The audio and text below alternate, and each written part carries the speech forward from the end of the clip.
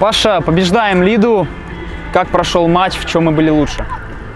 Спасибо за поздравления. Мы были, я считаю, лучше во всех компонентах игры, и в стандартах, и в позиционной атаке, и в быстрых атаках. По своих ворот ничего не дали создать, поэтому считаю, заслуженная победа. У Лиды ничего не получилось впереди, как ты сказал. За счет чего? Наша игра в обороне или у Лиды просто действительно все плохо в атаке? Я не хочу брать проблемы других команд, да, травмы. Давайте будем отталкиваться от нашей игры. Уже вторая игра, хорошая организация игры, да, хорошая, ну, все ребята молодцы, все играют строго, поэтому такие счета пока. В каком-то смысле принципиальное противостояние. В прошлом матче с Лидой ты схлопотал длительную дисквалификацию, а сегодня забил 2 мяча. Можно сказать, что с какими-то особыми эмоциями выходил на этот матч? Да, действительно, у меня была двойная мотивация, потому что считаю, что с Лидой все началось, да, с этого выездного матча. Как-то все пошло наперекосяк, серия неудачная у нас была, моя дисквалификация, поэтому очень хотел в этом матче сыграть.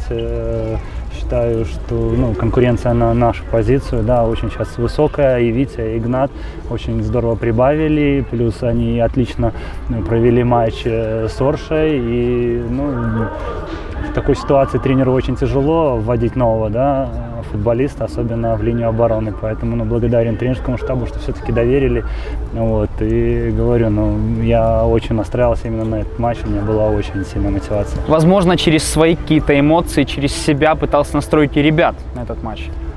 Я видел в раздевалке, что особо настраивать ребят не надо было, все были превосходно собраны, да, и каких-то слов, напутствий, еще чего-то в этом матче не нужно было, как и считаю в Орше. Ребята начали с пониманием относиться, и вот как-то у нас все по накатанной идет, фу, хорошо, надеюсь, так дальше продолжится. Матч с Барановичем тоже получился очень непростым.